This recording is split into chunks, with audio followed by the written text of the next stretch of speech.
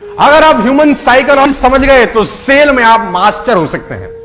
सिखाना चाहता हूं आज आपको मैं ह्यूमन साइकोलॉजी। लिखना बंद करो, लिखना बंद करो और दाहिने हाथ की कोई भी 3 उंगलियां उठाओ, फटाफट फटाफट। हां ठीक है, अब तुरंत अपने दिमाग में एक फर्नीचर याद करो आंख बंद करके, तुरंत, बदलना नहीं है, कुछ भी याद करो फर्नीचर अपने दिमाग में आंख बंद करके। तुरंत कोई भी एक फूल याद करो, तुरंत कोई भी एक कलर याद करो, तुरंत 1 से लेकर 10 तक कोई भी नंबर याद करो। बस अब मैं आपको बताता हूं, 90% लोगों ने अपने दाहिने हाथ की यही 3 उंगलियां उठाई होंगी। This is human psychology. 90% लोगों ने फर्नीचर में कुर्सी सोची होगी। This is psychology. 90% लोगों ने गुलाब का फूल सोचा होगा। This is psychology. 90% लोगों ने 1 में से 10 में 7 नंबर सोचा होगा। This is psychology. 90% लोगों ने लाल रंग सोचा होगा। This is human psychology.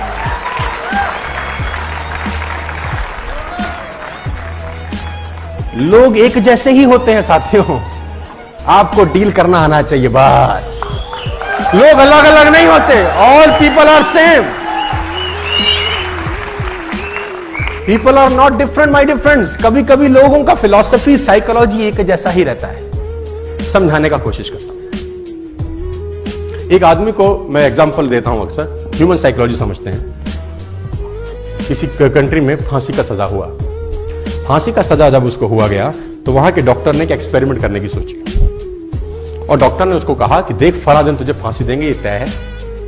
अब हम तुझ पे एक एक्सपेरिमेंट करना चाहते हैं, अगर तू इजाजत देता है तो उसने बोला क्या करना है? तो उसने बोला फांसी पर लटकेगा, गर्दन की हड्डी टूटेगी, बड़ी तकलीफ होगी, कम से कम 15 से 20 सेकंड, 1 मिनट बेइंतहा तुझे तकलीफ होगी। ऐसा हमारा तजुर्बा है।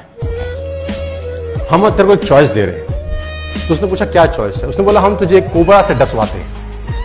कोबरा लाएंगे, तुझे डसेगा, 1 सेकंड में तेरी मौत हो जाएगी, कोई दर्द नहीं, चींटी काटती है ऐसा दर्द होगा and you will be dead. Choice is yours. तो उसने बोला मरना तो है ही, 1 मिनट में क्यों तड़पूं? 1 सेकंड वाला ऑप्शन पिक किया।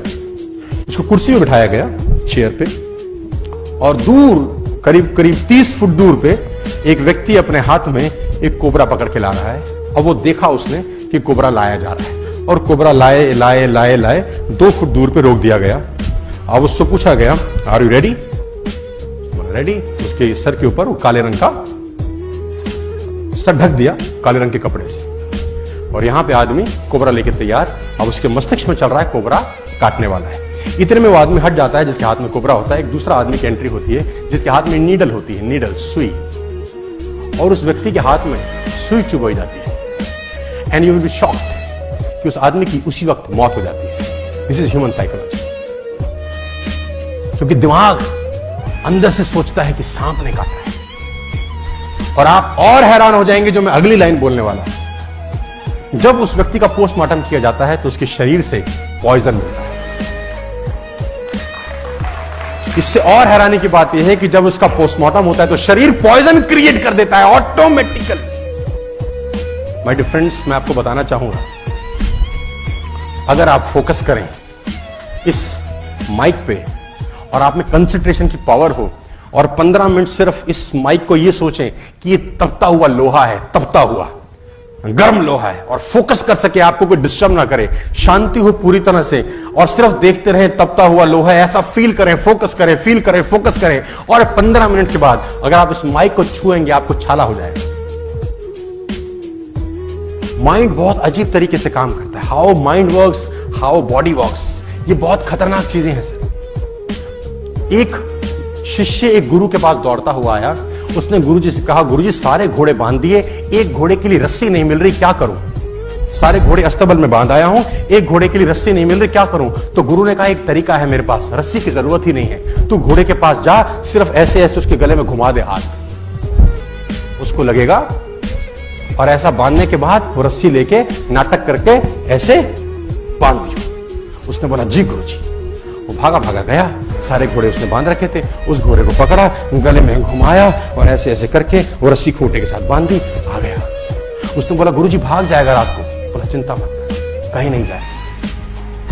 सारे घोड़े रात भर खड़े रहे, वो भी खड़ा रहा। अगले दिन सारे घोड़ों की रस्सी खोल दी गई, चरने के लिए भेजना था। सारे घोड़े चले गए। उसने बोला गुरुजी कमाल हो गया, वो घोड़ा तो जा ही नहीं रहा। गुरुजी ने बोला रस्सी तो खोल के आ। हाँ, उसकी खोपड़ी में। तो वो गया, उसने नीचे से कुंडा खोला, घुमाया, आ गया और देखा तो घोड़ा जा रहा है। It's called psychology. You have to become thankful. ये आदत आपको सीखनी चाहिए दोस्त। Gratitude, it's a greatest habits. और ये वो खतरनाक आदत है जो मैंने डेवलप किया पिछले कुछ सालों के अंदर। मैं चाहता हूं आप भी डेवलप करिए। और ये आदत है शुक्र करने की, थैंकफुल होने की, ग्रेटिट्यूड। धन्यवादी रहिए उन लोगों के जिन लोगों ने आपके लिए बुरे समय के अंदर आपके साथ सपोर्ट किया है। Always be thankful, always be thankful. क्योंकि कहते हैं कि हमें जिस चीज की प्राप्ति हो जाती है उसमें सुख की समाप्ति हो जाती है। फिर जिस चीज की प्राप्ति हो जाती है उसमें सुख की समाप्ति हो जाती है। जब मर्सिडीज नहीं थी तो बड़ी अच्छी लगती थी, अब मर्सिडीज आगे लगता है क्या चौधरी बना है, ठीक है ना। जब तक 1 लाख रुपए महीने का इनकम नहीं आ रहा था तो लग रहा था बहुत बड़ी चीज है। अब जब 1 लाख रुपए महीना आने लग गया तो कौन सी बड़ी चीज है।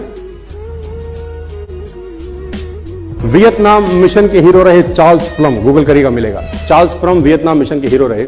बहुत लड़ाइयां उन्होंने वियतनाम के लिए जीती। फाइनली उनका प्लेन क्रैश हो गया, जैसे तैसे बचे। इस घटना के बहुत सारे सालों के बाद कहीं डिनर कर रहे। डिनर करते करते एक वेटर उनके पास आया। वेटर ने बोला are you Charles Plum, you are the hero of Vietnam mission. उसने बोला yes I am Charles Plum, who are you. उसने बोला सर आपने मुझे पहचाना नहीं। उसने बोला नहीं मैंने आपको नहीं पहचाना। उसने बोला मैंने जिस फ्लाइट में आपने टेक ऑफ किया था सबसे आखिरी बार जो क्रैश हो गई थी उसका पैराशूट सर मैंने ही बांधा था, मैं आपका पैराशूट बांधा था सर। चार्ल्स प्लम खड़े हुए, गले लगा लिया, खाना खिलाया कि तेरी वजह से आज मैं शायद जिंदा हूं। थैंकफुल रहना सर, ऑलवेज बी थैंकफुल। तो हम आरटीपी करते हैं तो एक फोटोग्राफर फोटो खींचने आता है, 100 रुपए लेता है एक फोटोग्राफ से। आप सब आरटीपी में गए हो। तो माना जी मुझे बोले देखो ये नेस्विस की वजह से कितने लोगों का जीवन चलता है, फोटोग्राफर भी पैसे कमाता है ना। माना जी आप मुझे बोले, और ये मेरे लिए इतनी इंपॉर्टेंट बात होती है कि मैं आपको बार बार समझाऊं कि सर देखो हम आरटीपी करते हैं ना तो फोटोग्राफर को भी रोजगार मिलता है। अच्छी सोच है। ये जिस होटल में आरटीपी होती है होटल वाले भी पैसे कमाते हैं क्योंकि हम ट्रेनिंग कर रहे हैं तो उनको भी रेवेन्यू जनरेट होता है। होटल वाले भी कमाते हैं, फोटोग्राफर भी कमाते हैं, और भी हम टिकट प्रिंट करते हैं, सर्टिफिकेट प्रिंट करते हैं, प्रिंटिंग वाले भी पैसे कमाते हैं, स्टैंडर्ड प्रिंट होती हैं, ये सब भी तो पैसे कमाते हैं हमारी वजह से। मैंने बोला माना जी आपकी और मेरी सोच में थोड़ा सा भेद है, मैं आपसे विरोध हूं। मैं ऐसा नहीं सोचता, मैं ऐसा सोचता हूं कि फोटोग्राफर की वजह से हम आरटीपी करते हैं। फोटोग्राफर की वजह से हम आरटीपी करते हैं, होटल वालों की वजह से हमको पैसे आते हैं, जिन्होंने प्रिंटिंग का काम करना होता है इसकी वजह से हमको पैसे आते हैं। क्योंकि भगवान ने हो सकता है फोटोग्राफर को 15,000 देने हो, उसके लिए हमारी आरटीपी करवा रहा हो। मैं इसको इस तरीके से सोचता हूं हमेशा। ऑलवेज शो ग्रेटिट्यूड, थैंकफुल होइए सर। थैंकलेस लोग इस जिंदगी में आगे नहीं बढ़ते, मैं आपको बार बार बता रहा हूं। देखो मैं एक आदमी से मिला कुछ दिन पहले, मेरे घर के पास एशियन हॉस्पिटल है, मेरा एक दोस्त है। मुझे मालूम चला कि थोड़ा सा तबीयत उसकी ठीक नहीं है, तो I went to meet him. तो मैंने बोला तकलीफ क्या है, तो उसने बोला ये मेरा जो अंगूठा है ये काम नहीं कर रहा, मतलब मैं ये डेड हो चुका है एक तरीके से, चलाता हूं तो चलता नहीं। तो मैंने कहा व्हाट्स नेक्स्ट, समझ में आ गया प्रॉब्लम, सोल्यूशन बता। तो उसने बोला सोल्यूशन इसका ऑपरेशन है, यहां से कुछ होता है तो एक थोड़ा सा प्रोसेस है। मैंने कहा पैसा कितना लगेगा, बोला 2 लाख रुपए।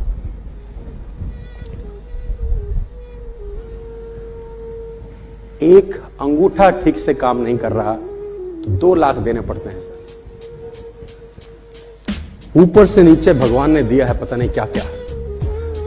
थैंकफुल नहीं होते सर हम लोग। एक अंगूठा ठीक से काम नहीं कर रहा तो 2 लाख रुपए मांग रहा है डॉक्टर ठीक चलाने के। क्या सुबह उठ के बोला थैंक यू यार, क्या जबरदस्त जीवन दिया, रोते ही मिलेंगे, कुछ ना किया हमारे साथ, जिंदगी झंड कर दी। उसको देख क्या क्या दे रहा है। इसको मैं बोलता हूं पीपी, परेशान प्राणी, ये रोता ही मिलेगा, ये ठीक नहीं हो रहा, वो ठीक नहीं हो रहा, ऐसे नहीं है, वैसा नहीं। दोस्तों, कितनी भी जनसंख्या बढ़ जाए, उसकी ऑक्सीजन की सप्लाई में कोई कमी है? मस्त सप्लाई है। और जब फट जाती है और ऑक्सीजन सिलेंडर लगता है, देखो कितने रुपए का आता है, और वो रोज दे रहा है गैलन ऑफ ऑक्सीजन कि जा बेटा मौज ले। Be thankful, be thankful. और जब भी, मैं बार बार बोलता हूं अपने लीडर्स को, और मैं अपने लीडर्स को बार बार ये समझाता हूं कि सर, जब भी आपके साथ कुछ अप्रत्याशित हो तो पीठ मत ठोकना अपनी। बस ये आपकी वजह से नहीं है, किसी और की वजह से हो रहा है। ऐसा दिमाग में रखोगे, जिंदगी में कभी पीछे नहीं जाओगे। जब भी आपके साथ कुछ अप्रत्याशित हो तो ऐसा मत सोचना कि आपकी वजह से हो रहा है। मैं बार बार सुनाता हूं, इस बार फिर। क्यों? क्योंकि ये बातें बार बार जब होती जाती है ना, तो फिर मन में बैठ जाती है। ये अप्रत्याशित है। आपके साथ कभी भी जीवन में कुछ अप्रत्याशित हो तो ये समझ लेना कि हाथ पीछे किसी और ने जोड़ रखे हैं। आपका कंट्रीब्यूशन नहीं है यार। चौधरी होने का जरूरत नहीं है कि तुम्हारा कल पे आउट 1 महीने का 5 लाख आ जाए, 6 लाख आ जाए, 10 लाख आ जाए तो चौधरी मत होना। बस इतना समझ लेना कि इसके पीछे बहुत सारे लोगों का हाथ होगा।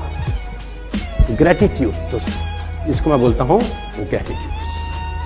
और हमेशा थैंकफुल रहना उन लोगों के लिए जिनके साथ आप बड़े हुए हो इस बिजनेस में, जिनके साथ आपने बिजनेस बिल्ड किया है, जिसने सीखा है, जिससे सीखा है। देखो, गुरु से सीख के गुरु की इज्जत नहीं करोगे तो पाप के भागी बनोगे। देखो मैं बता दूं, चाहे वो कोई भी क्यों ना हो, जिसने कुछ भी सिखाया हो आपको जीवन के अंदर। Be thankful, don't be thankless. Are you getting my point?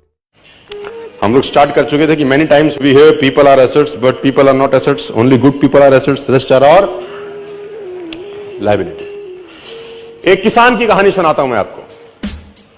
एक बहुत मेहनती किसान था।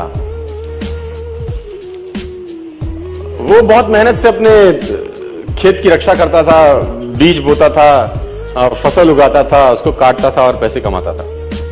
बड़ा ईमानदार था अपने काम के अंदर। लेकिन अब उसका खेत बहुत बड़ा हो गया, पैसे उसने कमा लिए तो आसपास का भी जमीन उसने खरीद लिया। अब उसको एक सपोर्ट सिस्टम का जरूरत पड़ा। अब उसको लगा मेरे से अकेले से नहीं होगा, तो मुझे कोई ना कोई आदमी चाहिए जो मेरी सपोर्ट कर सकता हो।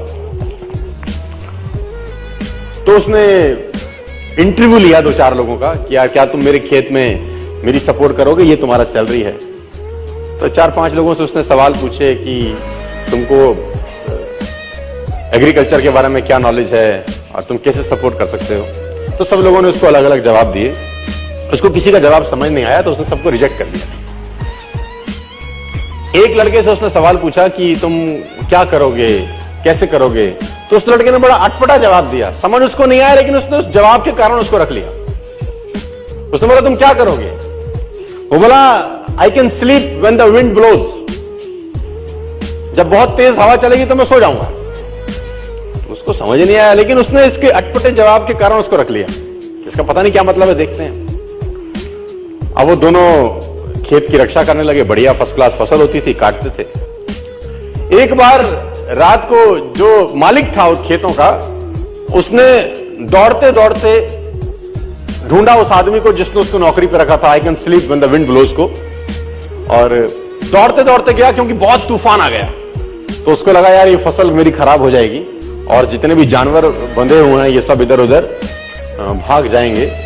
तो फटाफट, देखो सो रहा है पागल आदमी इतना तूफान में, तो कम से कम उसको फसल की रक्षा करनी पड़ेगी। ऊपर कुछ डाले, कुछ करे, जानवरों को पकड़े, ये देखे। और वो अंदर गया तो वो आराम से मस्त सो रहा था। उसने बोला उठ, तेरे को पता नहीं कि तेरी नौकरी क्या है? उसने बोला मैंने तो कहा ही था I can sleep when the wind blows. उसने कहा ये पागल बेवकूफ आदमी है, कहां मेरे पल्ले पड़ गया है, मैं खुद ही करता हूं, तो जब तक जागेगा तब तक काम हो जाएगा। वो फटाफट जाके देखा, उसने जितने उसके पशु थे वो फर्स्ट क्लास तरीके से उसने बांध के साइड पे ऑलरेडी रखे हुए थे। जितनी फसल थी उसकी बढ़िया तरीके से उसने चौकीदारी कर रखी थी कि कोई तकलीफ नहीं है। उसने बोला जाके सो जाओ, मैंने काम ऑलरेडी पहले से कर रखा है। I can sleep when the wind blows को समझ में आया। इसका मतलब बड़ा सिंपल ये था कि जब परेशानी आएगी तब काम करने की जरूरत नहीं है, काम हमेशा उससे पहले करके रख लेना चाहिए। तो ये जो अकाउंटेबिलिटी है ना यार, अकाउंटेबिलिटी बड़ी सिंपल है कि लोग काम तब चालू करते हैं जब तूफान आ जाता है ना। वो कहते हैं टेक अम्ब्रेला बिफोर रेन। आदमी को छाता हमेशा बारिश आने से पहले ले लेना चाहिए। मुझे आज भी याद है कि मैंने नया नया मर्सिडीज लिया 2012 के अंदर। मेरी गाड़ी का टायर पंचर हो गया, तो जैसे ही मैंने पंचर लगाने के लिए मर्सिडीज का पीछे टूल किट खोला तो मैंने देखा वहां पर व्हाइट ग्लव्स पड़े थे 2। मैंने बहुत सारी गाड़ियां चलाई, लेकिन मैंने पहली बार किसी गाड़ी में व्हाइट ग्लव्स देखे। यानी मर्सिडीज को ध्यान था कि अगर इसकी गाड़ी पंचर हो गई और इसने पंचर लगाने की कोशिश की तो इसके हाथ गंदे ना हो। ग्लव्स 50 रुपए के आते हैं, कोई भी गाड़ी रख सकती है, लेकिन रखती नहीं है। यही फर्क है मर्सिडीज में और बाकी सारी कंपनी में। 50 रुपए के ग्लव्स आते हैं, किसी गाड़ी में नहीं आते। मर्सिडीज में आते हैं, मुझे पता नहीं बाकी और किसी ब्रांडेड कार में आते हैं कि नहीं आते, है ना। It already hardly cost 30 rupees 40 rupees for a pair of gloves. लेकिन देखिए वो कहां तक सोच रहा है आदमी, है ना। इसको बोलते हैं अकाउंटेबिलिटी।